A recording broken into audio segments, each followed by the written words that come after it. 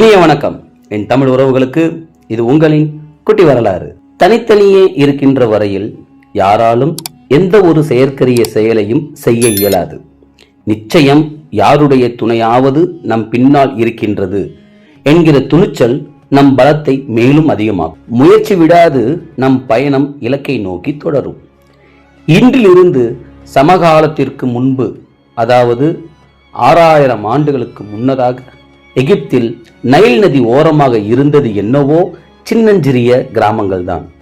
ஆனால் அடுத்த 1500 ஆண்டுகள் கழித்து இருந்த எகிப்திய நாகரிகம் பிரம்மாண்டத்தின் பிரம்மாண்டம் என்கிற அளவில் ஏற்றம் கண்டு இருந்தது.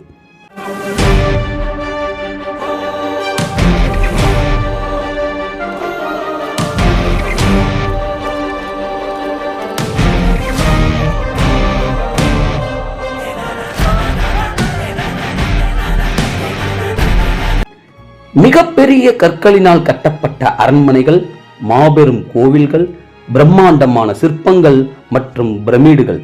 இவ்வளவு பெரிய கற்கள் எங்கிருந்து எவ்வாறு கொண்டு வரப்பட்டு அடுக்கி வைத்து கட்டிடங்களை எழுப்பினர் என்பது பற்றி இன்றும் வரலாற்று அறிஞர்கள் இடையே விவாதங்களை மட்டும் கொண்டு ஒரு முடிவிற்கு வரவிடாமல் திணறடிக்கின்றனர் எகிப்தியர். சின்னஞ்சிறு ஊர்களாக இருந்த எகிப்தின் அனைத்து ஊர்களின் தலைவர்களின் மீதும் சமகாலத்திற்கு முன்பு 3165 படையெடுத்து அனைத்து ராஜ்யங்களையும் கைப்பற்றி எகிப்திய வரலாற்றில் முதல் அரசனானான் மெனிஸ்.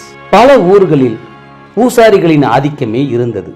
அவை அனைத்திற்கும் முற்றுப்புள்ளி வைத்த மெனிஸ், நான் தான் பூமியில் வந்து பிறந்த கடவுள் எனவும், இனி நீங்கள் வணங்க வேண்டியது என்னைத்தான் எனவும் முழக்கமிட்டான். இதன் பிறகுதான் எகிப்தில் மன்னர்கள் கடவுளாக பார்க்கப்பட்டனர். கடவுள்களின் கோவில்களுக்கு இணையாக அரசர்களின் கல்லறைகள் கட்டப்பட்டன. மேலும் இறப்பு என்பது ஒரு தற்காலிக தூக்கம் என்றும், உண்மையில் அரசர்கள் சாகா வரம் பெற்றவர்கள் என்றும் நம்பினர். இதன் பிறகு சமகாலத்திற்கு முன்பு 1140 பாலஸ்தீனத்தில் இருந்து முரட்டு கூட்டத்தினர் எகிப்துக்குள் புகுந்தனர்.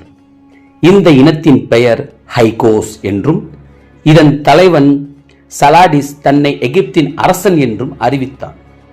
இந்த ஹைகோஸ் இனத்தினர்தான் போர்க்களத்தில் வாட்கள், தேர்கள், கவசங்கள் முதலியவற்றை பயன்படுத்தும் முறையை எகிப்திற்கு கொண்டு வந்தனர். இவர்களை வேறறுத்து மீண்டும் எகிப்திய வம்சத்தை நிலைநிறுத்திய பெருமை முதலாம் தொத்மெஸ் என்ற மன்னனை சேரும். இதன் பிறகு எகிப்திய பேரரசு விரிவுபடுத்தப்பட்டது 3ஆம் தொத்மெஸ் அரியணை ஏறிய பிறகுதான். இவர் காலத்தில் எகிப்து வல்லரசாக விளங்கியது. ஆனால் முதல் தொத்மெஸ் மற்றும் 3ஆம் தொத்மெஸ் இருவருக்கும் இடைப்பட்ட காலத்தில் 2ஆம் தொத்மெஸ் இறந்தவுடன் ராணி ஒருவர் அரியணை ஏறியது எகிப்திய வரலாற்றில் ஆச்சரியமாக பார்க்கப்படுகிறது. ஏனெனில் எகிப்திய சாஸ்திர சம்பிரதாயப்படி ராணி அரியணை ஏறி அரசாள முடியாது. யார் அந்த ராணி? அந்த ராணியை பற்றிய அரிய பல தகவல் மற்றும் தொகுப்புகளுடன் நான் உங்களை சந்திக்கிறேன். நான் இருப்பதற்கான அடையாளம் இன்று தெரியாது என்று கூறி விடைபெறும் நான் உங்கள் குட்டி. Tata, bye bye, take care, love you all.